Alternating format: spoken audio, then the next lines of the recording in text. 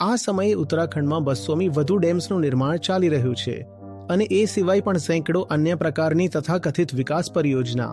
આ બધું તોડફોડ પર આધારિત છે. એ ઉપરાંત આપણે રેલવે લઈ જઈ રહ્યા છીએ. સીધા પહાડની છાતી સુધી રેલ પહોંચાડવી છે અને એ જઈ રહી છે ટનલ્સ મારફતે. કુલ મળીને 30 કે 50 કિલોમીટર લાંબી ટનલ ખોદાઈ રહી છે.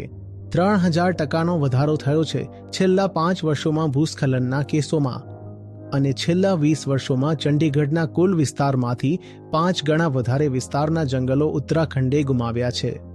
હવે તમે જુઓ શું છે રસ્તાઓનું વિસ્તરણ, હાઈવેનું, રેલવે માર્ગોનું નિર્માણ જેના માટે ટનલ્સ તોડવામાં આવી રહી છે, ડેમ્સ, અન્ય પ્રકારની વિકાસ યોજનાઓ અને પ્રાઇવેટ સેક્ટર દ્વારા હાઉસિંગ અને હોસ્પિટાલિટી, એના માટે તોડફોડ અને નિર્માણ. આ બધાની ઉપર ક્લાઇમેટ ચેન્જ જેના કારણે અતિવૃષ્ટિ, નદીઓમાંથી રેતીનું અંધાધૂંધ ખનન થાય છે જે પૂરને વધુ વિનાશક બનાવે છે.